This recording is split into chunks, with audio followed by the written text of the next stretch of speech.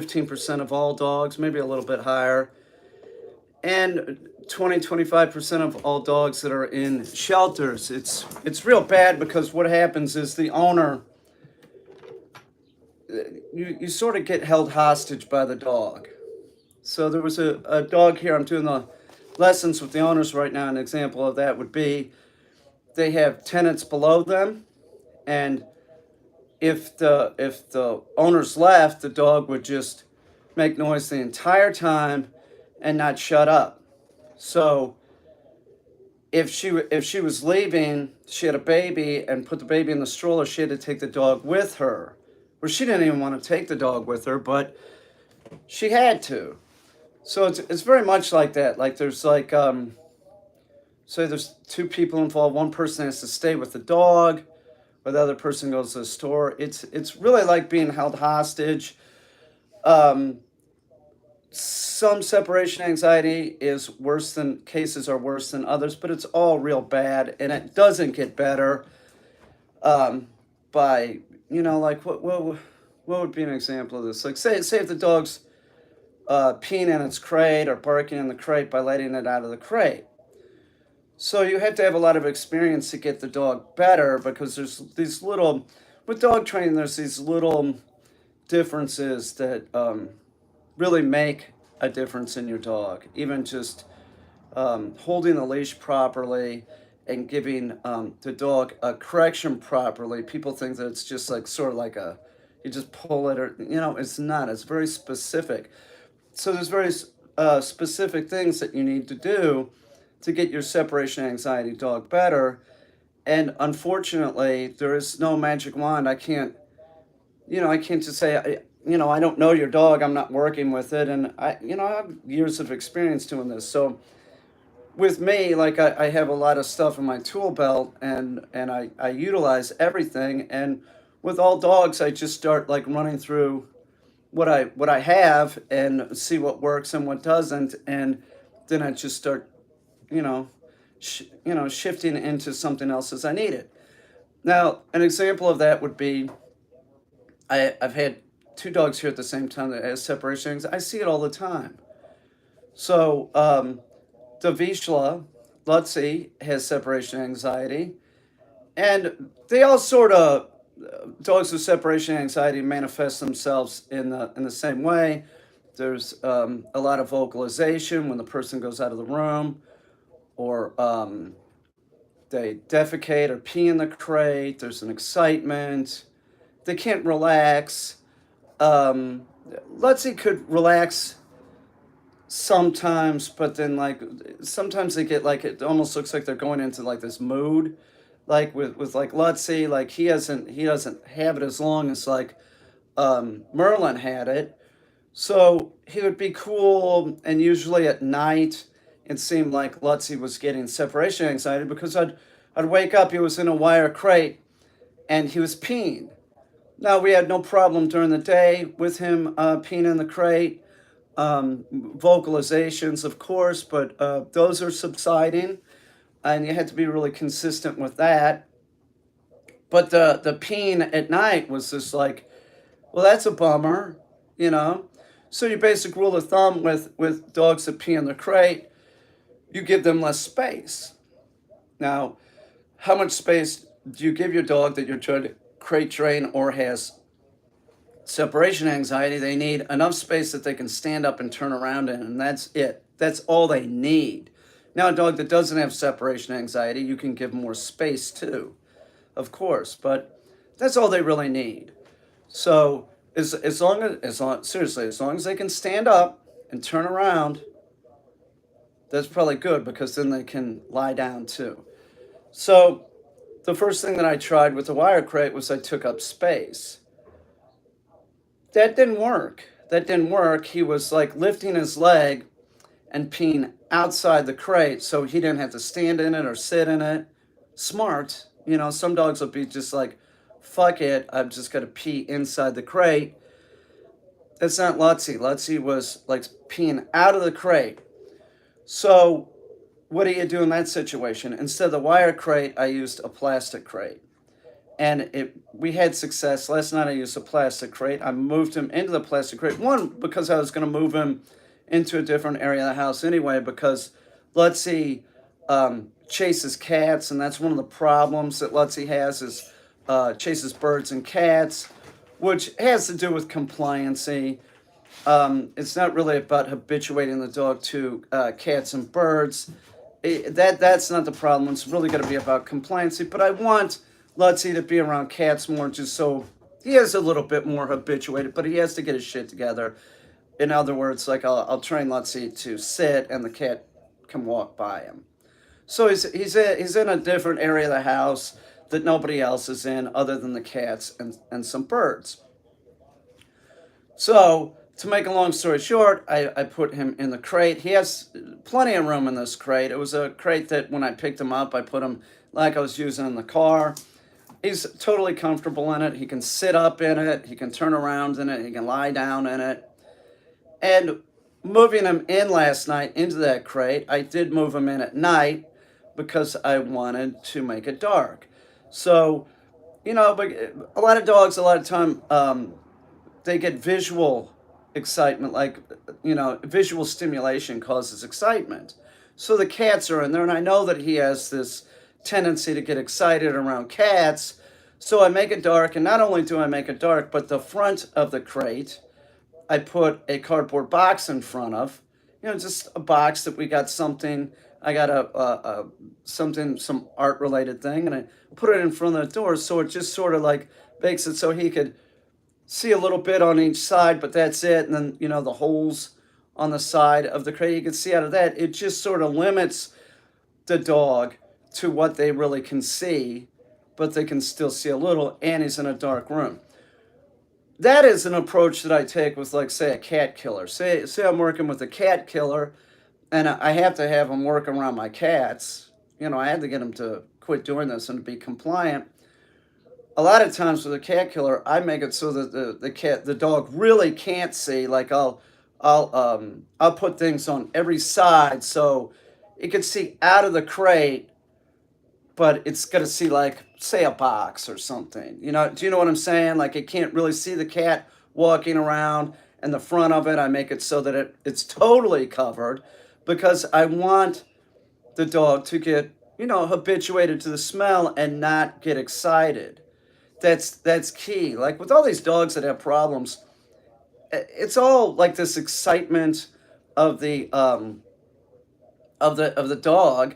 dog's mind. It just gets excited. And remember, excitement is the point. All dogs make a mistake. They bark, lunge, bite, or just don't listen. But with the dog that has separation anxiety, it gets excited. It can't stop. And this is caused by the overly loving owner. And dogs of any age can get separation anxiety. Do not ever say goodbye or hello to your dog. That is a huge mistake.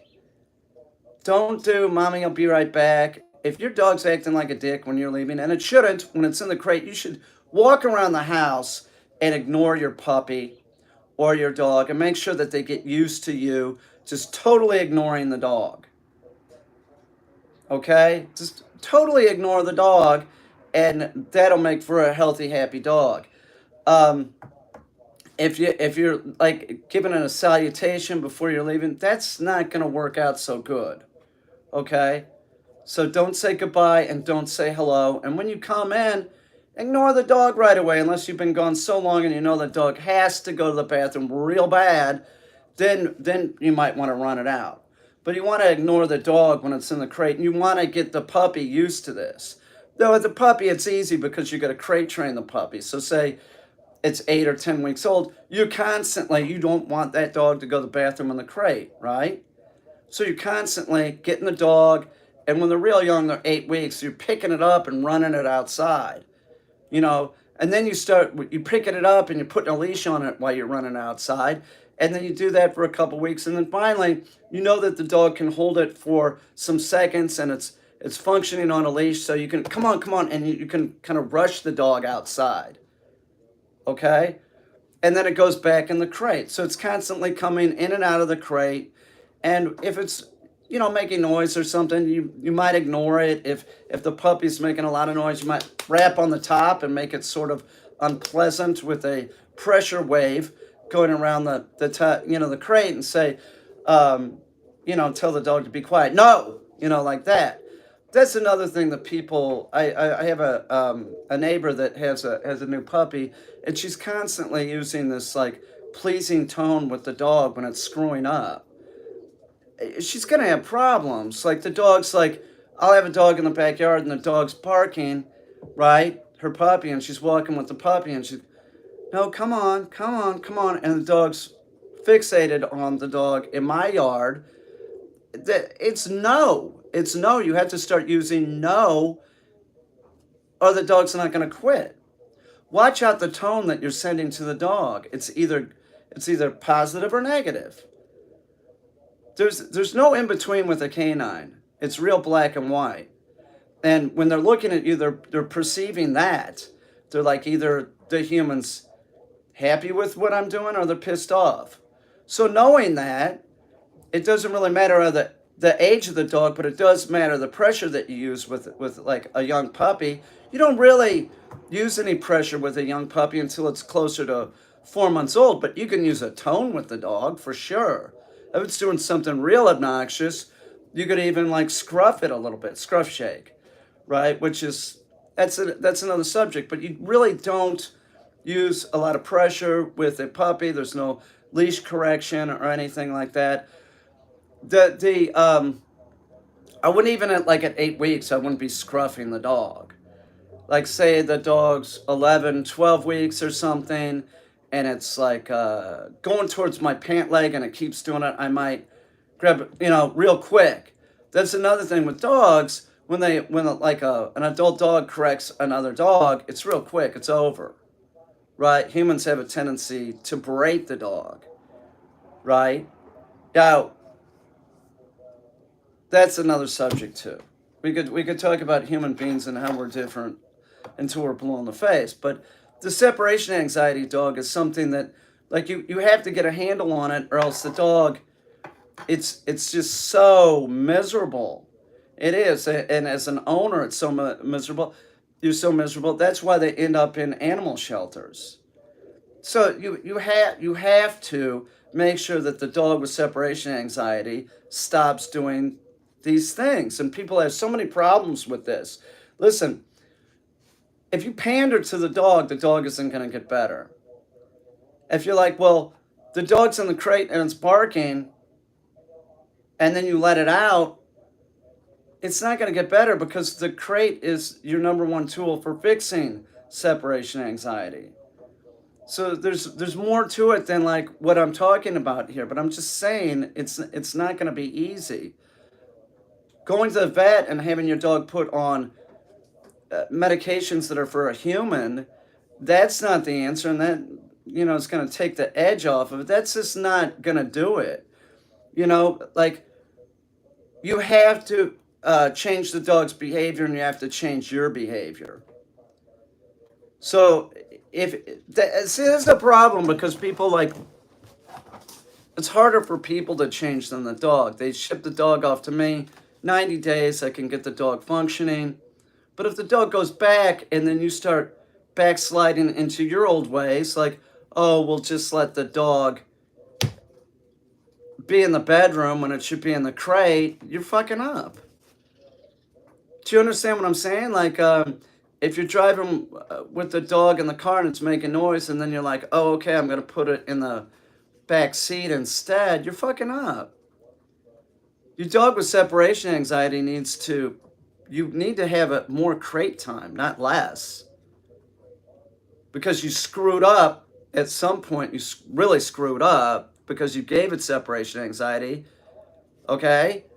And you're not going to get it better by not using that crate. So just thinking that all crates are the same, they're not. They're definitely not. And all dogs have to be dealt with like a different way. They all have individual personalities, the type of separation anxiety, like how's it manifest itself? Like does the dog defecate in the crate? Does it just stand and pant and drool? Does it, what's it do? Does it bark?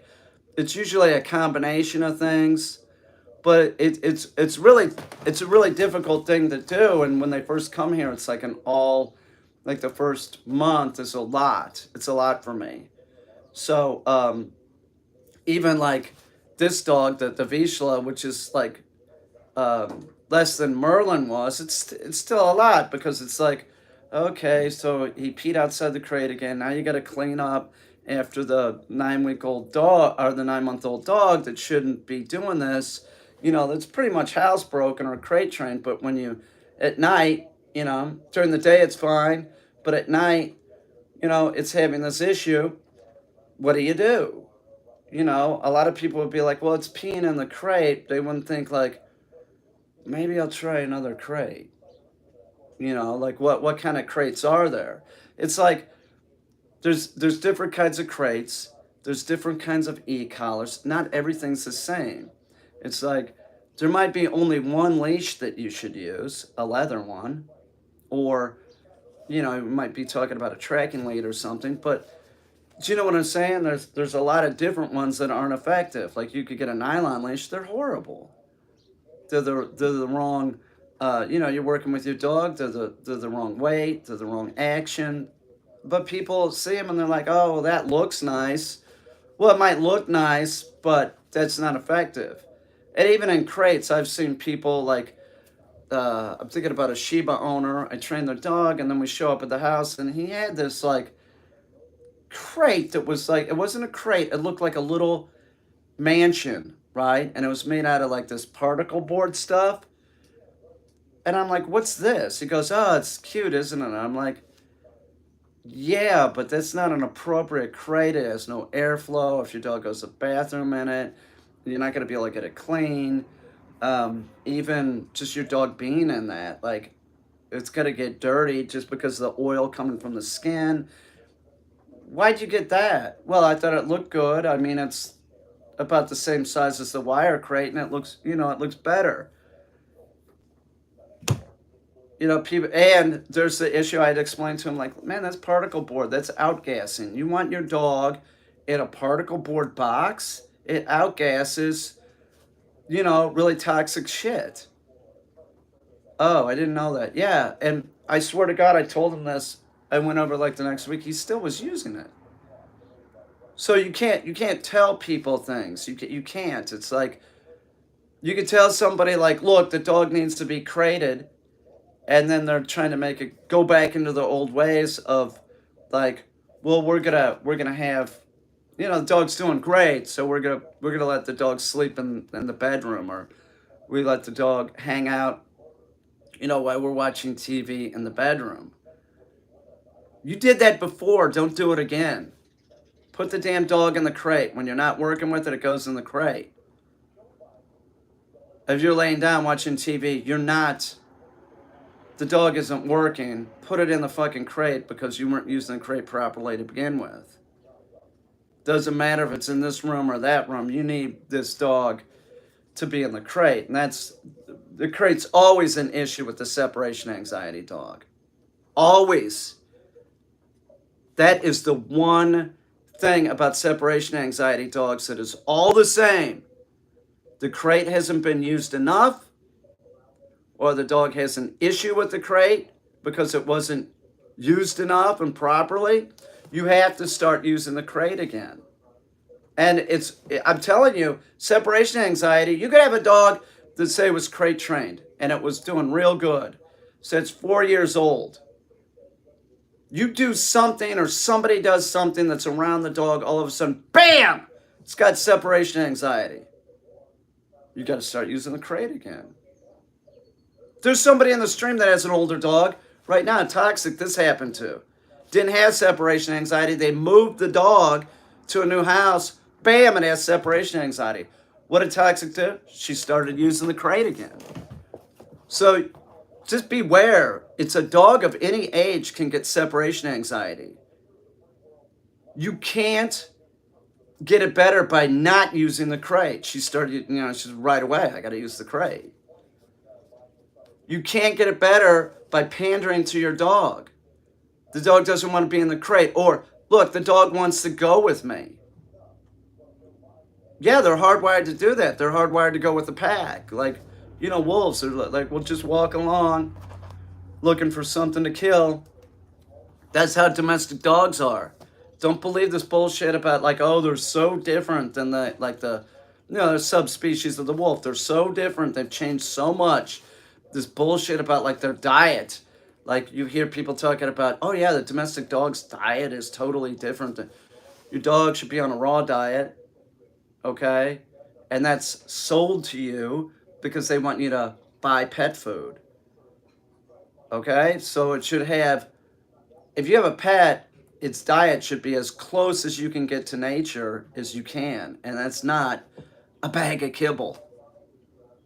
We're the only animal on the planet that cooks our food, yet with it seems like there's no problem. There's no problem with giving the dog cooked food, like that's all right. Really? Why? Because it's convenient.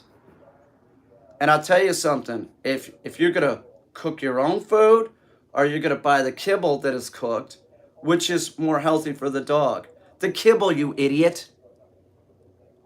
You can't cook food and have the right amount of vitamins and everything, calcium in it. And people who cook their food for their dog and they're not even adding extra calcium. I've seen people so stupid that broccoli is sort of like a vegetable that's has calcium, like is sort of high in calcium compared to other vegetables.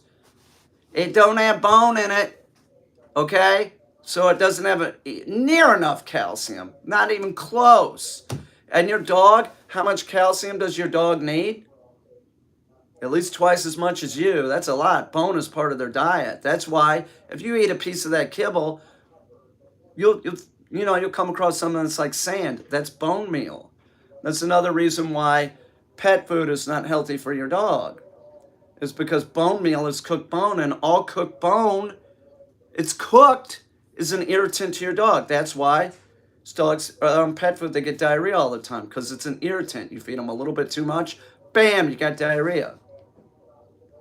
You try and explain this to somebody like, yeah, you give your dog raw chicken. And they're like, with the bone? Yeah, with the bone. And they're like, oh no, I've always heard you don't give chicken bones to a dog. That's cooked bones, you idiot. You can't tell people anything. And the other problem with people is they really, like they have a tendency to, they did it once, the recidivism rate is like huge. They go back to their old ways. It's like just force of habit. Like, we could be talking about booze, alcohol, whatever, alcohol, drugs, whatever. But it's like, that you gave the dog separation anxiety. You start getting the dog better, and then you look at the dog, and then you're like, well, it's better. So now we can go back to what we were doing before. No, you can't. No, you can't. It's nonsense. Your dog with separation anxiety, you're going to crate it heavily, and your dog that doesn't have separation anxiety, if you can't watch it, what do you do with the dog? The crate. That's how it is. If you can't spend time with the dog, the crate. That's why people shouldn't get dogs. It starts going south when they're like, well, I don't want to use a crate. That's like jail. Oh, okay. So then your dog gets separation anxiety, it eats drywall, electrical cords, all these multitude of problems. Pica, it starts eating your couch. You're taking it to the emergency room because it ate a stuffed animal, whatever. If you can't watch the dog, if you can't go into training mode, the dog goes to the crate. If the dog has separation anxiety, you're going to do a lot more crate time than you normally would. And that would just consist of you having the dog in the crate, walking out of the room, walking into the room. If there's any type of bullshit with the dog, usually the problem is the dog with the separation anxiety, they're never laying down. So you have to get the dog to lay down into the crate. So your dog has to be trained. One, it has to be trained and know the down position and be proficient at it. And it has to be able to do that in the crate when it's super stressed. See the problem? Most dogs people don't even train. And to have it trained to the point where it'll, work, under those conditions of being like super stressed, it's still going to function. No down, that's difficult. And the dog owner that gave the dog the separation anxiety can't push past this point of excitement. And that's what you need. Medication ain't going to do it. Pandering to your dog ain't going to do it. Dogs are put down right and left because of this. And it's nonsense. You, the dog owner, are getting a bunch of crap. You're bombarded with crap on the internet. Oh, it's okay for the baby to climb on the dog. There's pictures of that. Oh, look, here's a picture of Roscoe he broke open the the feather pillow and it's a mess in the room. Isn't he a cute scamp? Like this kind of crap. No, that's the sign of a terrible owner. It's a terrible owner. It's not a picture you should be like bragging on the internet. And there's people that, oh, isn't that funny? No, it's not funny. It's not funny. That dog is in danger of dying. People just don't care. Like the dog's expendable to most people. That's not the way it should be. So you have to use a crate. Your dog won't get better without the crate. But you have a dog that you put it in the crate and it's flipping out. It's a damned if you do and damned if you don't situation. There's people that ask me questions about dogs and dog training, like, or even nutrition. Like, how much am I supposed to feed my dog? I don't know, idiot. You got the dog. What breed is it? How old is it? You just want me to, like, I have a Labrador. How much am I supposed to feed it? I don't know your dog.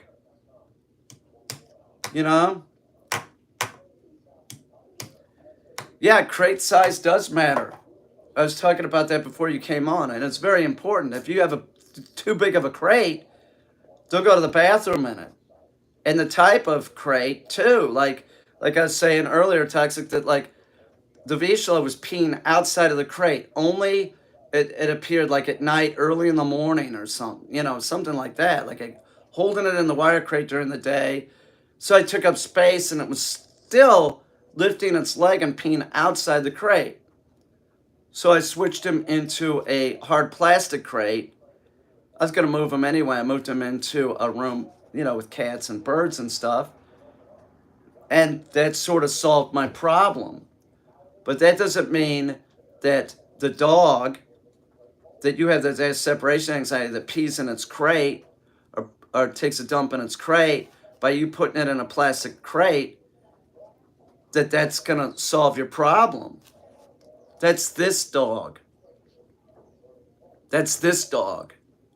What I'm saying is the dogs with separation anxiety, unless you have a lot of experience, good luck with it. And people don't want to spend money. And I'll tell you something, this is honest God truth. Dog with separation anxiety that comes here, it's like an intervention. You got to get the dog away from the people. But I'm telling you, people have a tendency to backslide into what they did before. So if like, they're just thinking, well, the dog's cool, right? The dog's cool in my bedroom over here in the corner, so it doesn't have to be in the crate. No, your dog has separation anxiety. The dog should be in the crate a lot. And the only time that you should have it out is when you're training it. And, you're not really training it when you did that before, right? And so what? It was in the down position before and didn't cause any problems there, but it was causing problems other places. It's asymmetrical. So no, okay, you can't tell people anything. You have to let them make their own mistakes. So I'm just saying that people have a tendency, like the recidivism rate with like people making mistakes with dogs. It's it's sort of like without the intervention, it's sort of huge, right? It's real huge. Like they can say, well, I'm not going to do this, and they'll do it anyway. less of a chance if the dog has had training and they've spent some money. So you could sort of explain to that person, like, look, don't do this because you're screwing up. You know, I'm thinking about something recently, and I have to verbalize it to someone, and and right away I'm like, what? You know, and then I'm walking away, go, oh, okay, I know how I can explain this to this person. So you have to change what you're doing, and if you have had a dog with separation, suck it up and know that you did it. You did it. And it doesn't matter if it was even a peripheral person that sort of caused it because you allowed the peripheral person around your dog. You're the owner, you caused it. So suck it up and know that you did it. The dog isn't born with separation anxiety. And like I said, it can happen at a dog of any age. So your dog might be fine.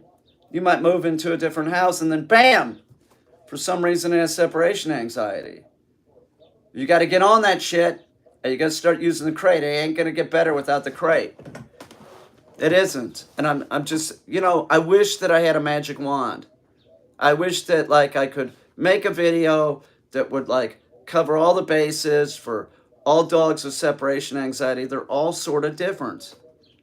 But they have this common thing where it's like they can't be in the crate anymore, or when they're in the crate they start flipping out, and many times they weren't crated enough, or maybe they were crated and then all of a sudden they weren't being crated, so the owner thinks, well, it's a 3 or 4 year old dog, it's fine. No, your dog should be crated its entire life.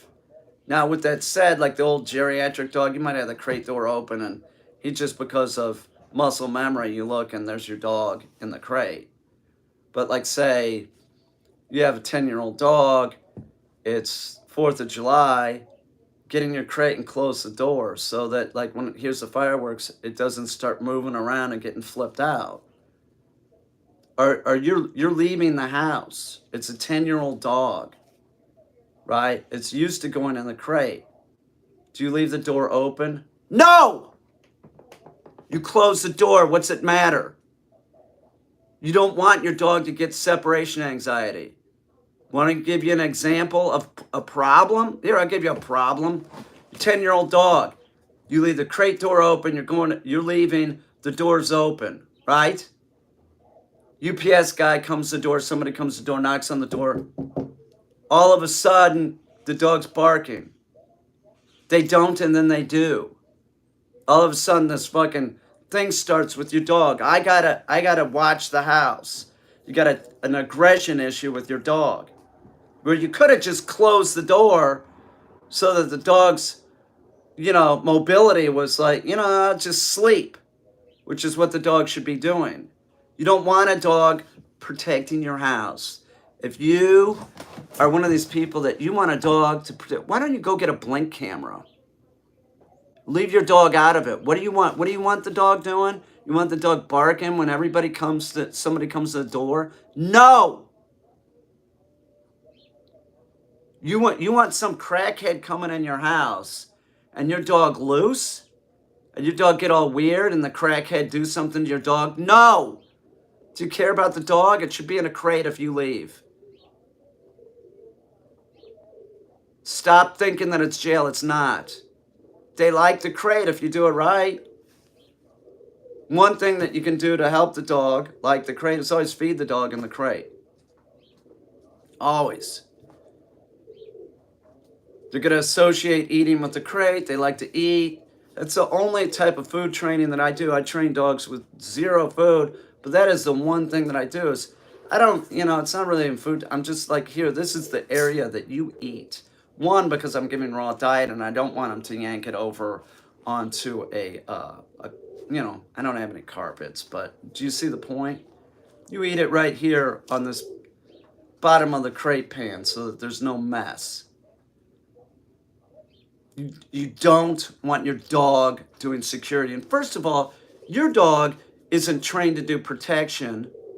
So stop thinking it is. And any dog that is like, say, it's a dog that it's a dog that like is loose in a space at night professionally. That's a professionally trained dog. That's not your dog. Your dog is a maniac and not trained at all. And even the dog that does that type of work, right? During the day, it's crated. We use crates. You're in the car, right, with your dog, and it's not in a crate, you're an idiot. It's a good way for your dog to go through a window. It's good. You're just causing a mess. Dog should be in a crate. You're at a gas station. Your dog is sitting in the passenger in the back seat or whatever. Somebody comes by the car and the dog starts flipping out, and then you got a problem. They don't, and then they do. You put your little dog in your lap while you drive, you're a jerk. You are a jerk. You don't care about that dog. You don't give a rat's ass about that dog. That dog should be in a crate in the back seat. That's a fact.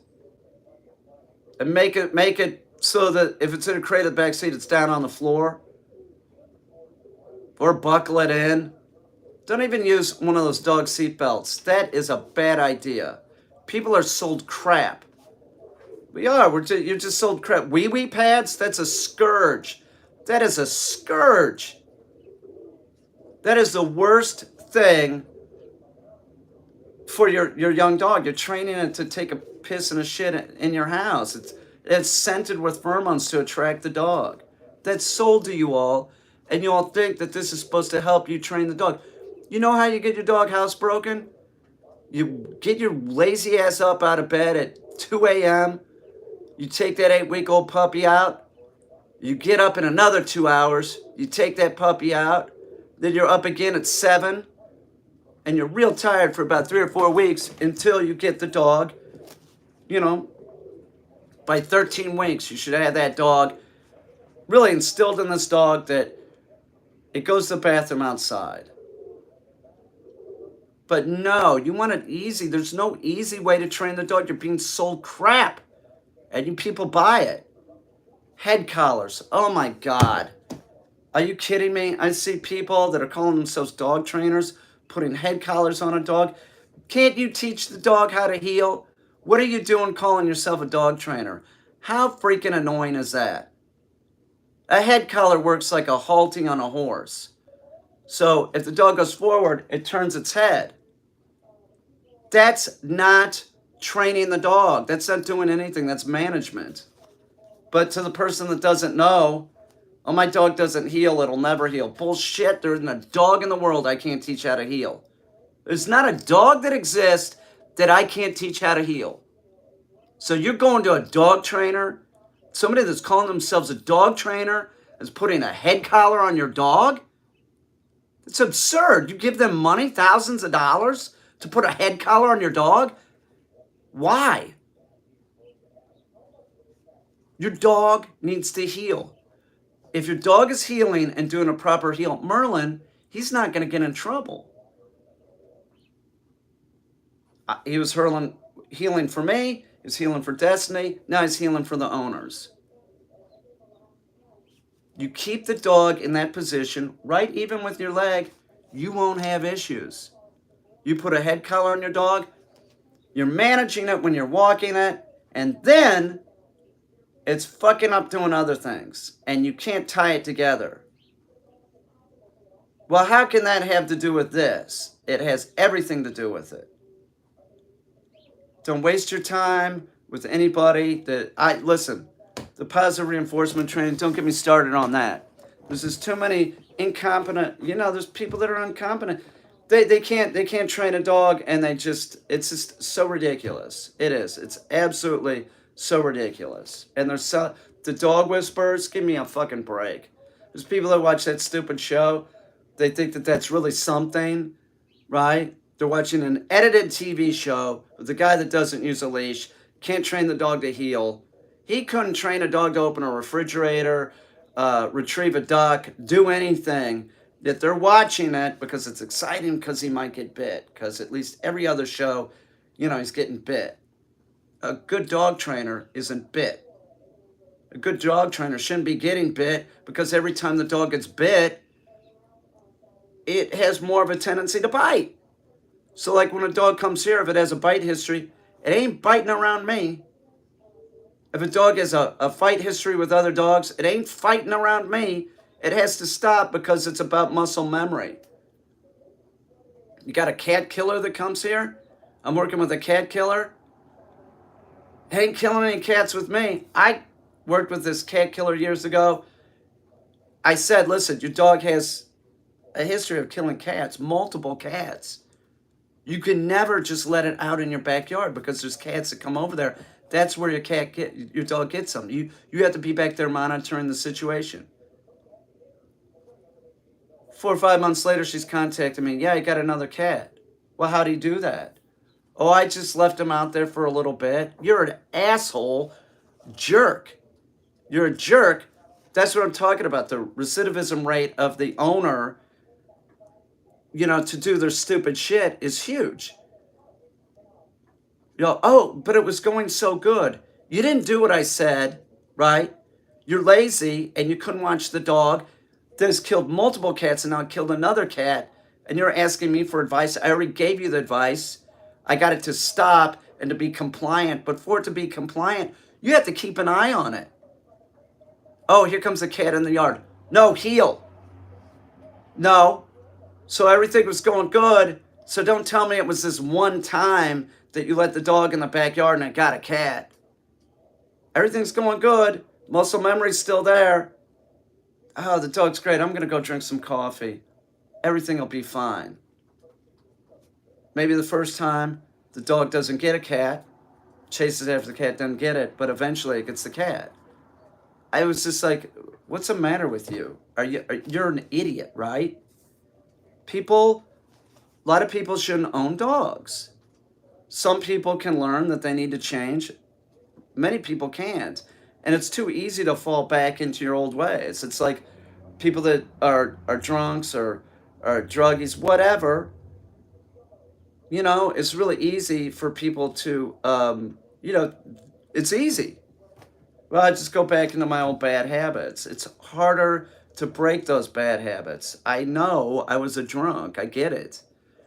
But I haven't had a drink in 25, 26 years. And I'll tell you something else about quitting doing something.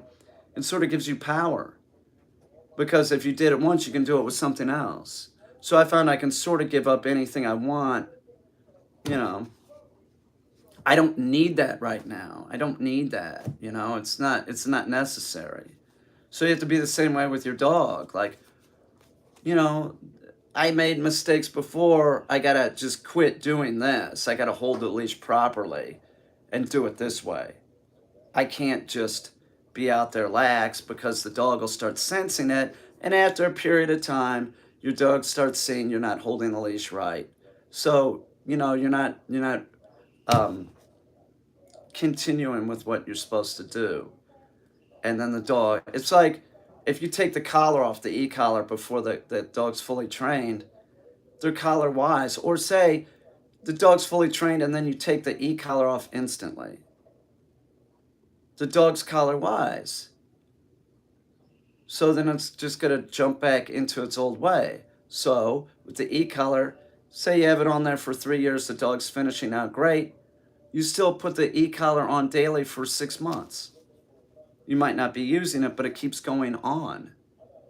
You might use it a little bit, like when the dog's fully trained, and then some days you're not using it at all, and then you haven't used it in a week or two, and then you go 6 months, you could take the collar off.